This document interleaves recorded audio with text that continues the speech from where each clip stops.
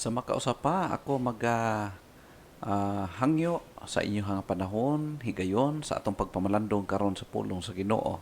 Salamat sa Dios kay iyakin tang gitugutan sa himo ni buluhaton magaampo na kita. Amahan o Dios nga langit nun, nagapasalamat kami sa oportunidad nga magitugot kanamo nga mapadayon na mo ang pagbasa o pagtuon sa imong balaang pulong. Panalangini o Dios ang tanan nga nagapaminaw o scan di ini nga maong video preachings. Hinaot Ginoong ikaw mga bless, matagpulong every now and then nga among pagapamalandungan. Kini among gitugyan diya kanimo in Jesus name. Amen. Padayon kita higala sa atong nga pagtuon dinhi sa James chapter 5 verse 19 down to verse 20. Padayon na tuntun-an kini naay daghang mga butang nga ato nga padayon nga pamalandungan. Ingon sa verse 19, Brethren, if any of you do err from the truth, and one convert him. In verse 20, let him know that he which converteth the sinner from the error of his way shall save a soul from death, and shall hide a multitude of sins. Mao kini siya ato makita igala as we continue on doing our rescue operations. We need to rescue the backslidden, brothers and sisters in Christ who are backslidden, sumala pa sa pulong sa Ginoo. Just like as what I have said sa kay Jesus Christ nga siya nag-rescue sa kay Apostle Peter samtang si Pedro na unlod dito sa tubig. Then secondly, kung imong tan-awon sa kay Pedro o sa uban pang mga disipulo, girescue ni Jesus Christ human nga sila nagakaluya o nawala diha sa pagpangalagad sa Ginoo. Kusing sa ilahang grabe nga discouragement o girescue sila ni Jesus Christ.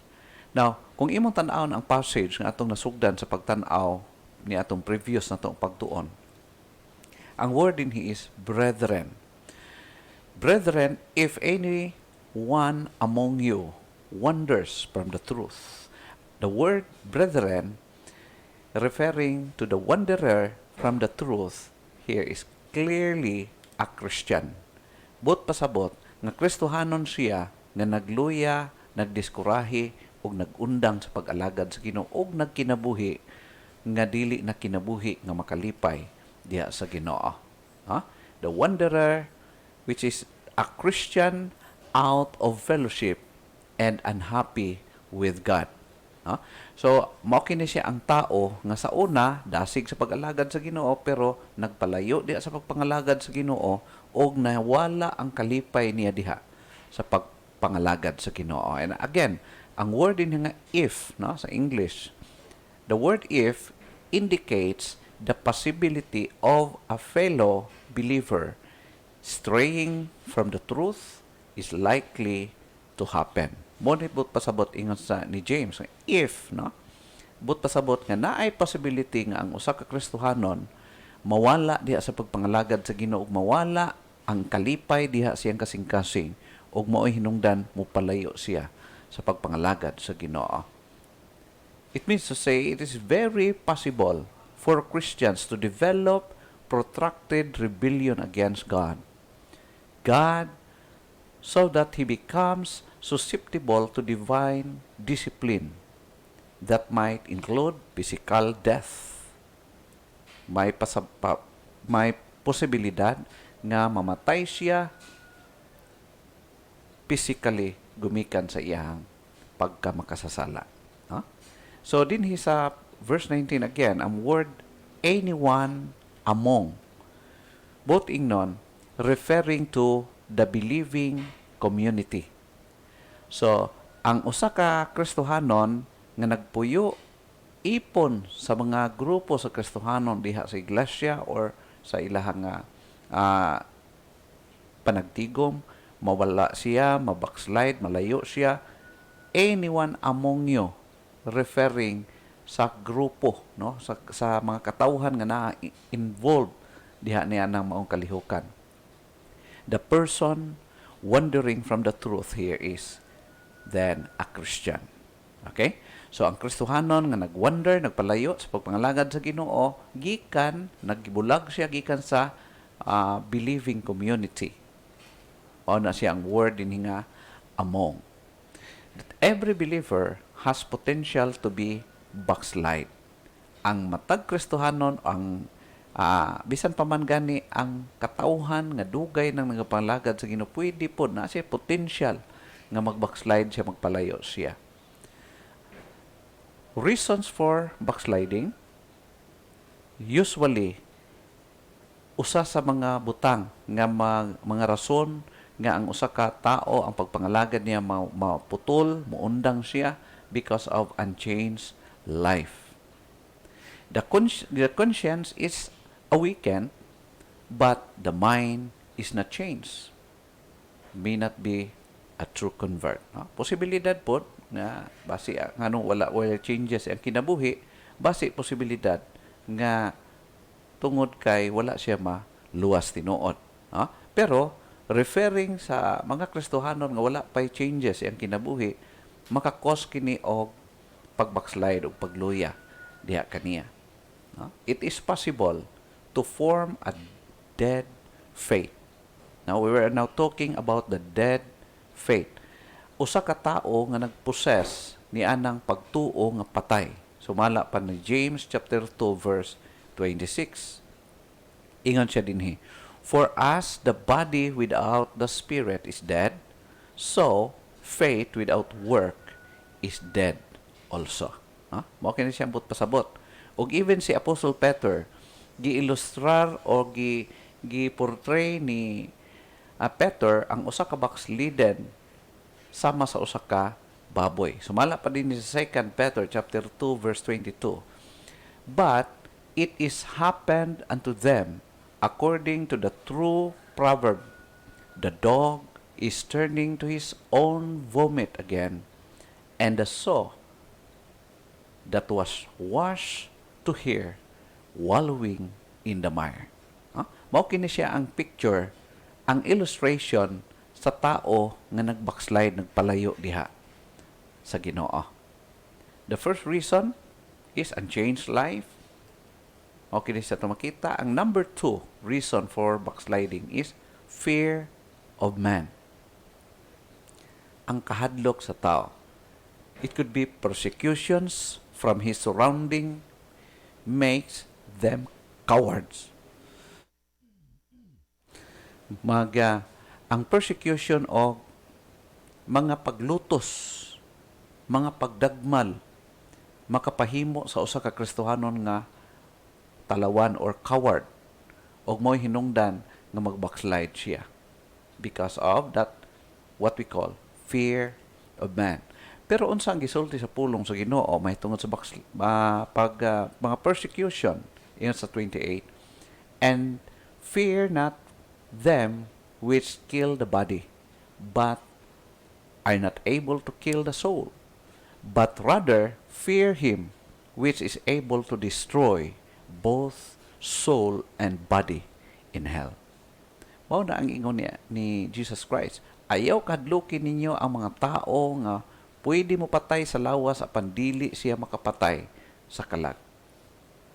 Kay kinsa man ang dapat kadlukan? Only God na dapat kadlukan nato sa pagkinabuhi. Even dito sa Proverbs chapter 29 verse 25, the fear of the Lord, the fear of man bringeth a snare, but whoso putteth his trust in the Lord shall be safe.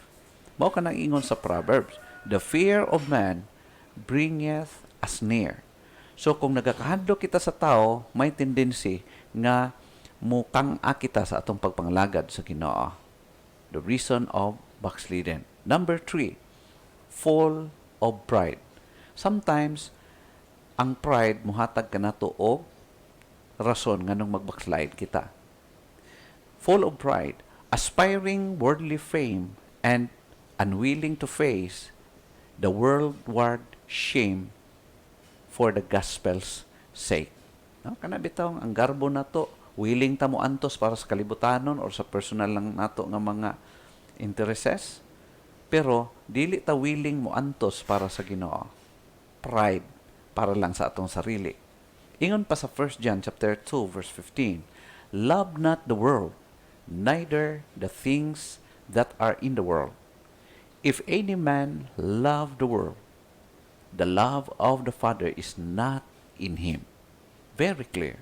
Mao kana sing gisulti sa pulong sa Ginoo. Unsay ingon ni Jesus Christ dito sa Matthew chapter 6 verse 24.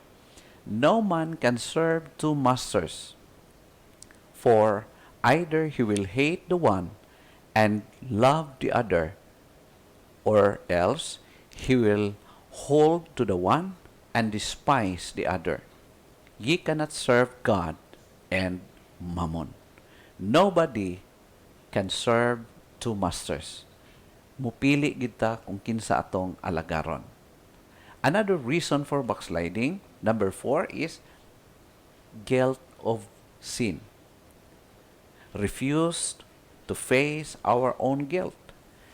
Nakasala siya sa Ginoo, niya dili siya gusto nga i-confront, dili niya gusto dawaton kini, dili niya gusto nga atubangon niya kini ang guilt sa iyang kasalanan. Gusto siya mo iwas, mo palayo siya gikan sa blame. No? Mao ko na usa nga cause of backsliding.